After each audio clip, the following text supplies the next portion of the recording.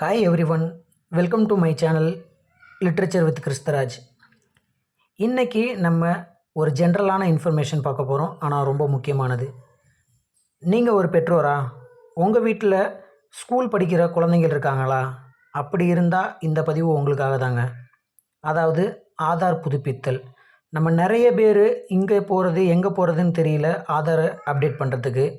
இப்போ ரீசண்டாக, அதாவது 19/8/2025 அப்போது நம்ம இந்திய தனித்துவ அடையாள ஆணையம் எல்லாருக்கும் ஒரு மெசேஜ் ஃபார்வர்ட் பண்ணியிருக்காங்க. அதை தான் இந்த பதிவில் நம்ம பார்க்க போகிறோம். அதாவது UIDAI, அதாவது unique identification authority of India. இதில் 5 முதல் 15 வயது வரை இருக்க குழந்தைங்களுக்கு கட்டாயம் பயோமெட்ரிக் அப்டேட் செய்யணும்னு மெசேஜ் சொல்லியிருக்காங்க. அதாவது உங்கள் குழந்தைக்கு 5 முதல் 5 வயதுக்கு மேலே இருந்தாலும் பயோமெட்ரிக் அப்படிங்கிறது கட்டாயம் அப்டேட் பண்ணணும்னு சொல்லிட்டாங்க. அதாவது MBU, மேண்டேட்ரி பயோமெட்ரிக் அப்டேட். இதில் என்ன இருக்கும் அப்படின்னு பார்த்தீங்கன்னா, குழந்தையோட ஃபுல் பயோடேட்டா. இது கட்டாயம், எந்த மிஸ்டேக்கும் நம்ம பண்ணிடக்கூடாது. ஆனால் அவங்களுடைய ஆதார் எண்ணில் எந்த மாற்றமும் இருக்காது. அதாவது இந்த 5 வயதுக்கு கீழே இருக்க குழந்தைகளுக்கு எடுக்கக்கூடிய ஆதாருக்கு என்ன பேர்னு பார்த்தீங்கன்னா, பால ஆதார் என்று பெயர். இப்படி எடுக்கக்கூடிய ஆதார் அட்டையில் அவங்களுடைய இன்ஃபர்மேஷன் என்ன இருக்குன்னு பார்த்தீங்கன்னா, அவங்களுடைய ஃபோட்டோ, குழந்தையோட நேமு, அவங்களோட டேட் ஆஃப் பர்த்து, ப்ளஸ் உங்களுடைய அட்ரஸ்.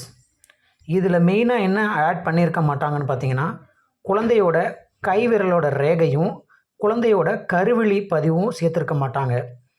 ஆனால் உங்கள் குழந்தைக்கு 5 வயதுக்கு மேலே பூர்த்தி அடைஞ்சிருச்சுன்னா கட்டாயம் அந்த குழந்தையோடைய கைவிரல் ரேகையும் கருவிழி பதிவும் சேர்க்கணுங்கிறது கட்டாயம்.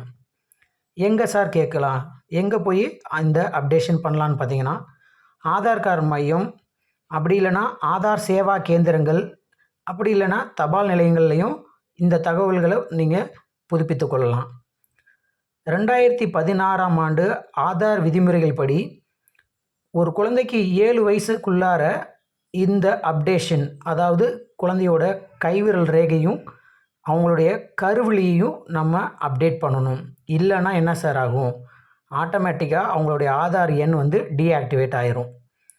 இப்போது ரீசண்டாக நம்ம பேரண்ட்ஸ் எல்லாத்துக்கும் ஆதார் நோட்டிஃபிகேஷன்லேருந்து பார்த்திங்கன்னா, ஐதர் தாய்க்கோ இல்லை தந்தைக்கோ இல்லை குழந்தையோட பாதுகாவலர் மொபைல் நம்பருக்கு ஒரு மெசேஜ் அனுப்பிச்சிருப்பாங்க, உங்களுடைய குழந்தையோட ஆதார் கார்டை சீக்கிரம் அப்டேட் பண்ணுங்கன்னு.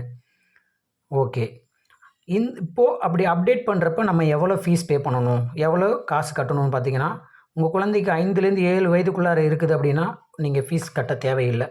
இதுவே 7 வயதுலேருந்து 17 வயதுக்குள்ளே இருக்காங்களா, அவங்களுக்கு ₹100 பணம் கட்டி அவங்களுடைய கைவிரல் ரேகையும் கருவிழியையும் நம்ம பதிவு செஞ்சிடணும். புதுசாக என்னோடய குழந்தைக்கு நான் இப்போ தான் ஃபஸ்ட் டைம் ஒரு ஆதார் கார்டு எடுக்க போகிறேன் அப்படின்னா என்ன ஆவணம் தேவைப்படும்? ஒன்றும் இல்லைங்க, குழந்தையோட பர்த் சர்டிஃபிகேட்டும், பெற்றோர்களில் அவங்கள ஐதர் தாயோ அல்லது தந்தையோ அவருடைய ஆதார் கார்டு இருந்தால் போதும். இந்த மாதிரி புதுசாக ஆதார் கார்டு எடுக்கிறப்போ குழந்தை நேரில் வரணும்னு அவசியம் இல்லைங்க.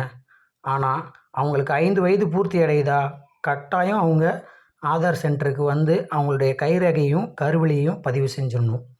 சரி, இப்படி இருக்கிறப்போ எதுக்கு நமக்கு இந்த ஆதார் தேவைப்படுது, நம்ம ஏன் அதை எடுக்கணும்னு பார்த்தோம்னா, குழந்தைய ஸ்கூல் சேர்க்குறதுலேருந்து அவங்களுக்கு என்ட்ரன்ஸ் டெஸ்ட்டு ஜாயின் பண்ணுறதுலையா இருக்கட்டும், இல்லை அரசு நலத்திட்டங்கள் ப்ளஸ் ஸ்காலர்ஷிப் வாங்கணுன்னா அவங்களுக்கு ஆதார் கார்டு நம்பர் கட்டாயம் தேவைப்படுது. அதனால் ஒவ்வொரு குழந்தைகளுக்கும் ஆதார் எண் அவசியங்க. சரி, என் குழந்தைக்கு நான் 7 வயசுக்குள்ளார அப்டேட் பண்ணிட்டேன், திரும்ப நான் இதை புதுப்பிக்கணுமா? ஆமாங்க, கட்டாயம் நீங்கள் புதுப்பிக்கணும். எப்போ அவங்களுக்கு 15 வயசு முடியுது அப்படின்னா 15லேருந்து 17 வயதுக்குள்ளார திரும்ப அவங்களுடைய பயோமெட்ரிக்கை அப்டேட் பண்ணணும். அப்போ என்ன அப்டேட் பண்ணணும்னு பார்த்தீங்கன்னா, மறுபடியும் அவங்களுடைய கைவிரல் ரேகை, கருவிழி பதிவு ப்ளஸ் அவங்களுடைய புகைப்படம், இது 3ஐயும் அப்டேட் பண்ணணும். இப்போ நான் சொன்ன எல்லா இன்ஃபர்மேஷனும் நான் தனிப்பட்ட விதத்தில் சொல்லலை.